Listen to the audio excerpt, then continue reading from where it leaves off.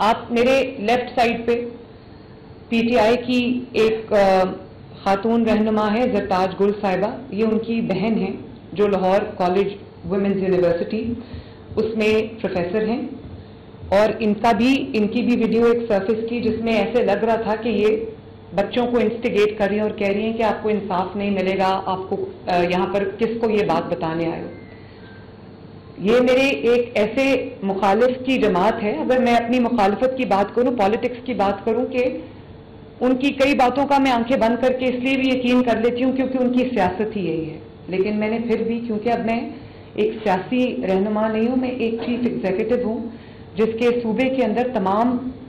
جماعتوں کے لوگ رہتے ہیں، بستے ہیں، تمام طرح کے، تمام خیالات کے، ڈفرینٹ فلاسفیز کے لوگ رہتے ہیں، میں ان سب کی وزیر اعلیٰ ہوں۔ میں نے ان کو بلا کے خود سنا اس لیے کہ ان کو بھی موقع دینا چاہیے کہ اپنی وضاحت کریں، اور یہ نہ ہو کہ میری طرف سے، میری ٹیم کی طرف سے کسی سے ناانصافی ہو۔ جب میں نے ان سے بات کی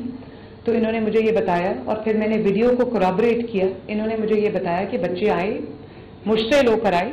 اور انہوں نے، جب میں نے ان سے پوچھا کہ ایشو کیا ہے تو ان کو ایشو کا نہیں پتا تھا، تو انہوں نے کہا کہ میں نے ان سے کہا کہ آپ کس چیز پہ انصاف مانگ رہے ہیں، ایشو تو بتائیں، تو بچوں کو ایشو نہیں پتا تھا۔ ان کے خیال میں، ان کے بھی خیال میں، and I appreciate her for that, ان کے بھی خیال میں بچوں کو کہیں سے انسٹیگیٹ کیا گیا ہے، ان کو انسائٹ کیا گیا ہے، یہ خود، اور میں نے ان سے کہا کہ آج آپ یہ بات رکھیں، ان کو ہٹا دیا گیا، یہ وہاں پر ہیرسمنٹ کمیٹی کی چیئر تھیں، ان کو کیونکہ ان کے خلاف ایک انویسٹیگیشن چل رہی تھی تو ان کو کہا گیا کہ آپ اسٹیپ ڈاؤن کریں۔ میں آج جو انویسٹیگیشن کمپلیٹ ہوتی ہے،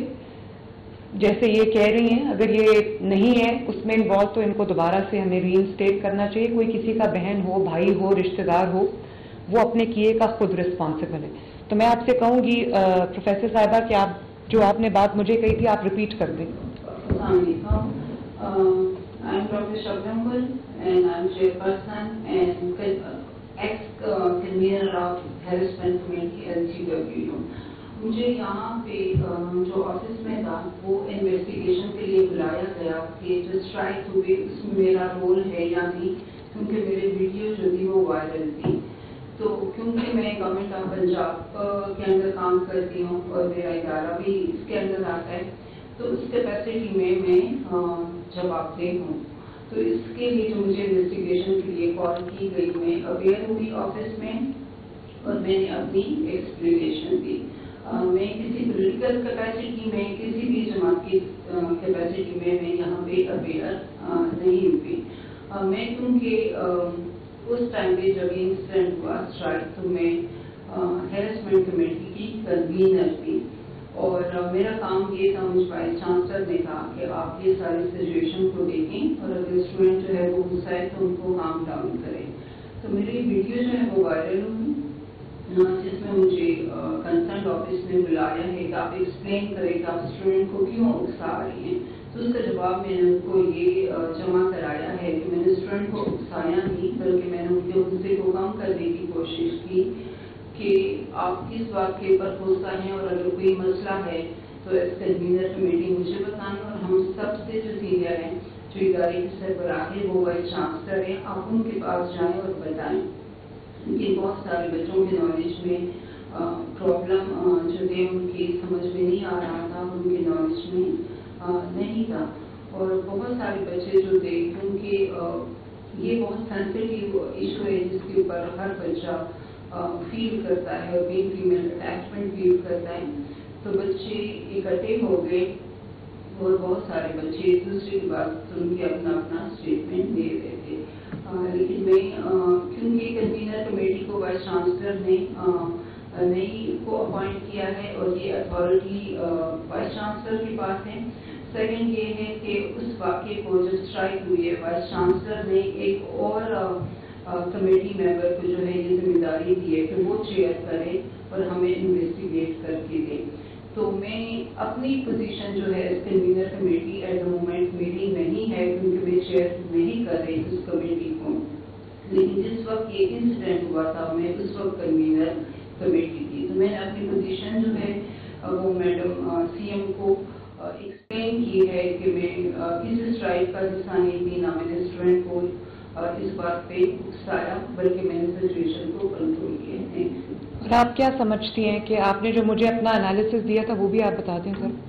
کیا آپ کیا سمجھتی ہیں کہ بچوں کو اگر ایشو کا پتہ نہیں تھا تو پھر کیا ہوا؟ آپ نے مجھے جو اسٹیٹمنٹ دی ہے وہ ادھر بھی آپ بتا دیں پلیز. جی، جب یہ سڈن ارپٹ ہوا تھا اسٹرائک جو تھی، اور میرے نالج میں نہیں تھی، بٹ میرے وائس چانسلر کے نالج میں تھی، اور میری وائس چانسلر نے مجھے کال کر کے کہا کہ آپ پہنچے اور اسٹوڈنٹ کو کنٹرول کریں. لیکن سچویشن ایسی تھی کہ ان کو آپ کنٹرول بھی کرتے تو کنٹرول نہیں ہو سکتا تھا، کیونکہ وہ ایک موب تھا. کچھ بچے سنے بغیر سمجھے بغیر چل رہے تھے، کچھ کو اندازہ تھا، ان کے اندر ایک غصہ تھا کہ باہر سے کوئی ایسا ایشو ہوا ہے جو کہ ہم کہہ سکتے ہیں کہ لکیلی جو بھی ہے کہ ہمارے کیمپس میں اس طرح کا انسیڈنٹ نہیں تھا. لیکن بچوں نے سنا تو ان کو کہا گیا کہ آپ لوگ اسٹرائک جو ہے وہ کریں. بچے ان کی طرف چل پڑے اور اسٹرائک کا حصہ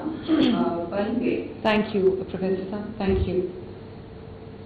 جو بات میں کرنا چاہ رہی ہوں وہ یہ ہے کہ اپنی ڈوبتی ہوئی مرتی ہوئی سیاست کو ریوائیو کرنے کے لیے کہ آپ کی سارے جو آپ کے پی کے سے حملہ آور ہوئے ہیں